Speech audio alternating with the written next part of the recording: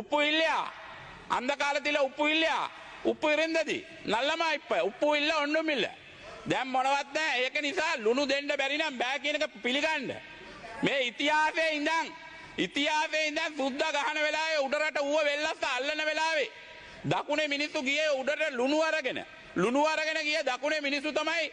අදත් බදුල්ලා මොනරාගල පදිංචි වෙලා ඉන්නේ ලුණු ගෙනිච්ච මිනිස්සු මේ රටේ කවදාවත් ලුණු නැති වුන්නේ නැහැ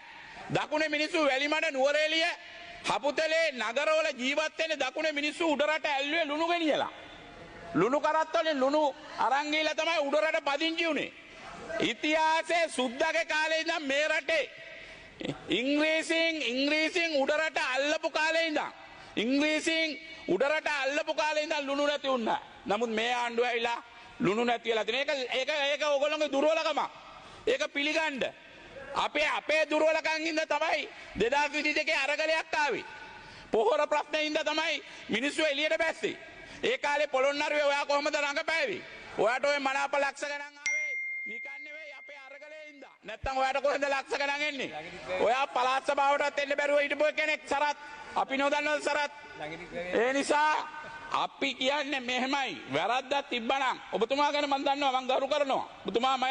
මේ පාර්ලිමේන්තුවට ආපු එකත් ගැනත් මම කනගාටු වෙනවා මේ ක්ෂේත්‍රයේ හිටපු අධ්‍යාපන ක්ෂේත්‍රයේ විශ්වවිද්‍යාලයේ මහාචාර්යවරයෙක් අනුරාධපුරේ ඒක නිසා ඔබතුමා දන්නවා මේව පිළිගන්න මේ චාමර සම්පත්ලා ඇවිල්ලා මේ පාර්ලිමේන්තුවේ ප්‍රායෝගික මිනිස්සුත් ඉන්නවා මේ ඉස්සරහා ඉන්න මේ උගත් බුද්ධිමත් මහාචාර්ය ආචාර්යවරුන්ට වැඩිය අපිනුත් දෙයක් ඉගෙන ගන්න පුළුවන් මොකද ලාල්කාන්ත ඇමතුමා අන්න ඔබතුමාට තව අමතර විනාඩි 3ක කාලයක් ලැබෙනවා අපිනුත් දෙයක් ඉගෙන ගන්න තියෙනවා අපි ඔය මේ හිරගෙවල් වල දාලා අපිට පනිෂ්මන්ට් දීලා මේවා කරන්නේ මොකද මම කියන්නම් එකක් හිතලා කරන මිනිහා පහට ගිහිල්ලා හම්බෙන තැනත් මන් දන්නවා කොමිෂන් එකේ ලොක්කෝ ගිහිල්ලා පහට ගිහිල්ලා සාකච්ඡා කරන්නේ හෙට කාටද නඩු දාන්නේ දාන වේගේ ඒවා අපි දන්නවා ඔක්කොම ඒවා කියන්න එපා අපි ඒ කාලේ නෙමෙයි මේ කාලේ ඔයත් ඉන්නවා පිටිපස්සේ හිටගෙන ඔයාට වැඩි මේවයි වැඩේ වෙලා තියෙන්නේ ඔයාට වැඩේ වෙලා තියෙන්නේ දැන් මොකක්ද දැල්ලා වටකල ඔයාගේ වැඩේ කරන්නේ එක්කෙනෙක් ඔයාට දෙන්නේ නැහැ මොනවත් අපි ඒකත් දන්නවා ඔයාට ඇමතිකමේ කරන්න මගුලක් ඉතුරු කරන්නේ නැහැ අපි ඒකත් දන්නවා ඔයා වැඩක්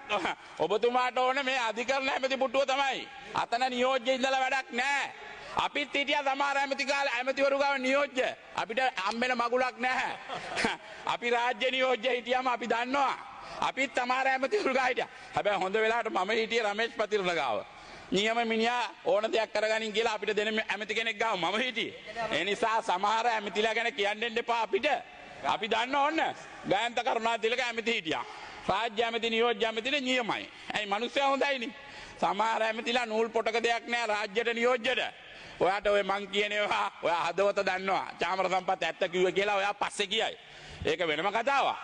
ඒ නිසා මම කියන්නේ ලුණු නෙමෙයි මොනවත් නැති වෙන්න කරගන්න එපා ආණ්ඩුව 159ක් කියලා අපි උදන් හලාලා ඉඳලා වැඩක් නැහැ රටේ මිනිස්සු එළිය කතා වෙන දේවල් මූලාසනේ മന്ത്രിතුමා ඒවා අපේ කන් වලටත් ඇහෙනවා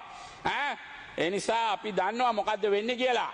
ඒ නිසා මම කියන්නේ මම ජාතිවාදියෙකුත් නෙවෙයි මං ඇවිල්ලා සර්ව සාධාරණ විදියට මේ පාර්ලිමේන්තුවේ හැමදාම ඇත්ත කිව්වේ